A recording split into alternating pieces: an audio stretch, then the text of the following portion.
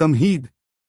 कुरान पाक इन तारीखी वाक़ियों को सिर्फ इसलिए नहीं बयान करता कि वे वाक़िए हैं जिनका एक तारीख में लिखा होना ज़रूरी है, बल्कि इसका एक ही मकसद है, वह यह कि वह इन वाक़ियों से पैदा होने वाले नतीजों से इंसान की हिदायत व रहनुमाई के लिए नसीहत और इबरत बनाए और इंसानी अक्ल व जज्बात से अपील करें कि वे फितरत के कानूनों के सांचे में ढले हुए इन तारीखी नतीजों से सबक हासिल करें और ईमान लाएं कि अल्लाह की हस्ती एक इनकार न की जा सकने वाली हकीकत है और कुदरत का यही हाथ इस कायनात पर कार फरमा है और इसी मजहब के हुक्मों की पैरवी में फलाह व नजात और हर किस्म की तरक्की का राज छिपा हुआ है, जिसका नाम फितरत का मजहब या इस्लाम है। कस्सुल कुरान से लिया गया। पहला इंसान। हज़रत आदम अलैहिस्सलाम के बारे में कुरान मजीद ने जो हकीकतें बयान की हैं, उनके तफसीली तज़किरे से पहले यह साफ हो जाना ज़रूरी है कि इंसान के आलमे वजूद में आने का मसला आज इल्मी निगाह से बहस का एक नया दरवाज़ा खोलता है, यानी एवोल्यूशन, विकास का यह दावा है कि मौजूदा इंसान अपनी शुरुआती पैदाइश ही से इंसान पैदा नहीं हुआ, बल्कि मौजूद कायनात में उसने बहुत से दर्जे तय करके मौजूदा इंसानी शक्ल हासिल की, इसलिए कि जिंदगी की शुरुआत ने कंकड़ पत्थर पेड़ पौधों की अलग अलग शक्लें अख्तियार करके हजारों लाखों वर्ष बाद एक एक दर्जा तरक्की करते करते पहले लबूना पानी की जोंक का जामा पहना और फिर ऐसी ही लंबी मुद्दत के बाद जानदारों के अलग अलग छोटे बड़े तबकों से गुजरकर मौजूदा इंसान की शक्ल अपनाई।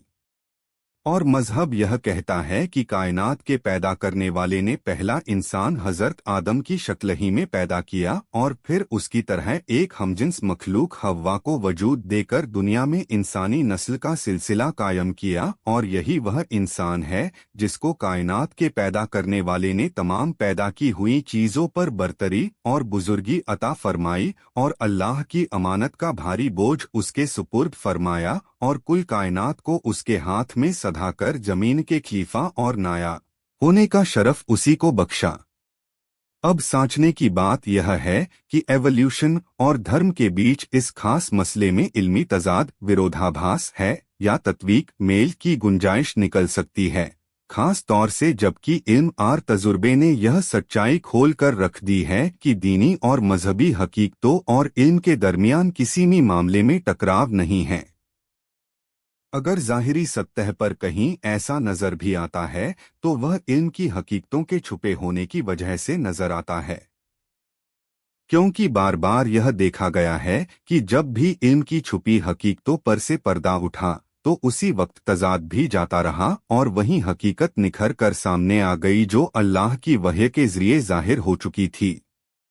दूसरे लफ्ज़ों में कह दीजिए कि इल्म और मजहब के दरमियान अगर किसी वक्त भी तजाद नजर आया तो नतीजे के तौर पर इल्म को अपनी जगह छोड़नी पड़ी और अल्लाह की वहय का फैसला अपनी जगह अटल रहा। इस बुनियाद पर इस जगह भी कुदरती तौर पर यह सवाल सामने आ जाता है कि इस खास मसले में हकीकत हाल क्या है और किस तरह है। जवाब यह है कि इस मामले में भी इल्म और मजहब के दरमियान कोई टकराव नहीं है, अलबत्ता यह मसला चूंकि बारीक और गूढ़ बातें अपने भीतर समोए हुए है, फिर भी यह हकीकत इस जगह हमेशा नज़रों में रहनी चाहिए कि पहला इंसान जो कि मौजूदा इंसान की नस्ल का बाबा आदम है, भले ही तरक्की एवोल्यूशन के नज़रिए के मुताबिक दर्जा बादर्जा इंसानी शक्ल तक पहुंचा हो या पैदाइश की शुरुआत ही में इंसानी शक्ल में वजूद में आया हो, इल्म और मजहब दोनों का इस पर इत्तिफाक सहमति है कि मौजूदा इंसान ही इस कायनात की सबसे बेहतर मखलूक है और अक्ल और सूझबूझ ढांचा ही अपने अमल और किरदार के लिए जवाबदेह है और दस्तूर व कानून का मुकल्लफ है, या इस तरह समझ लीजिए कि इंसानी किरदार और उसके इल्मी और अमली साथ ही अखलाकी किरदार को देखते हुए इस बात की कोई अहमियत नहीं है कि इसके पैदा होने, ढलने और वजूद की दुनिया में आने की तफसील क्या है, बल्कि अहमियत की बात यह है कि इस पैदा हुई दुनिया में उसका वजूद यूं ही बेमतलब और बेमकसद है या उसकी हस्ती अपने भीतर बहुत बड़ा मकसद लेकर वजूद में आई है। क्या उसके अफ़आल व अक़वाल और किरदार व गुफ्तार कर्मकथन चरित्र आचरण के असरात प्रभाव बहुत अधिक हैं? क्या उसकी माही और रूहानी कुदरतें सबकी सब बेकार और बेनतीजा हैं या कीमती फलों से लदी हुई और हिकमत से भरी हुई हैं? और क्या उसकी जिंदगी अपने भीतर कोई रोशन व ताबनाक हकीकत रखती है और घोर अंधेरे वाले भविष्य मुस्तकबिल का पत्ता देती है और उसका माजी व हाल अपने मुस्तकबिल को नहीं जानता? बस अगर इन हकीकतों का जवाब नहीं में नहीं बल्कि हाँ में है तो फिर कुदरती तौर पर यह मानना ही होगा कि उसकी पैदाइश की कैफियत दशा पर बहस की जाए, उसके वजूद के मकसद पर पूरी निगाह रखी जाए और यह मान लिया जाए कि पैदा की हुई चीज़ों में सबसे बेहतर हस्ती का वजूद बेशक बड़े मकसद का पता देता है और इसलिए उसकी अखलाकी कंदरों का ज़रूर कोई मसले आला बड़ी नंजीर और उसकी पैदा करने का कोई मकसद है। कुरान पाक ने इसीलिए इंसान से मुताल्लिक़ पॉजिटिव और निगेटिव हर दो पहलू को वाज़ेह करके इंसानी हस्ती के बड़प्पन का ऐलान किया और बतलाया है कि कायनात के पैदा करने वाले और बनाने संवारने वाले की कुदरत में इंसान की पैदाइश सबसे बेहतर का दर्जा रखती है और इसी वजह से वह तमाम कायनात के मुकाबले में बड़े होने और अजीम होने का हकदार है और अपने कामों और तरीकों की वजह से बेहतर वही अल्लाह की अमानत का अलंबरदार होकर अल्लाह की जमीन का खलीफा के मनसब पर बने रहने का हक रखता है। और जब यह सब कुछ उसमें मौजूद है तो फिर यह कैसे मुमकिन था कि उसकी हस्ती को यूं ही बेमकसद और बेनतीजा छोड़ दिया जाता? गरज कुरान मजीद की याद दहानी और दावत भलाइयों को करने और बुराइयों को रोकने और रुश्द व हिदायत का मुखातब और शुरू और आखिर का महवर मरकज सिर्फ यही हस्ती तो है जिसको इंसान कहते हैं।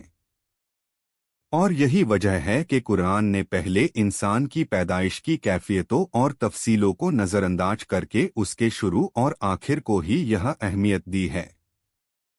इल्मी बहसों से मुतालिक इस्लामी नुक्ता-ए-नज़र दृष्टिकोण।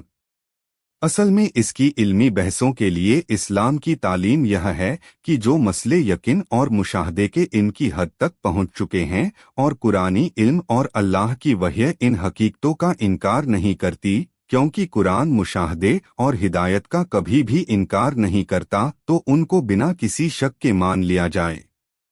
इसलिए कि ऐसी हकीकतों का इनकार बेजा तअस्सुब और तंगनजरी के सिवा और कुछ नहीं, और जो पहले अभी तक यकीन की इन मंजिलों तक नहीं पहुँचे जिनको मुशाहदा और हिदायत कहा जा सके। जैसा कि बहस में आया मसला है तो इनके बारे में कुरान के मतलबों में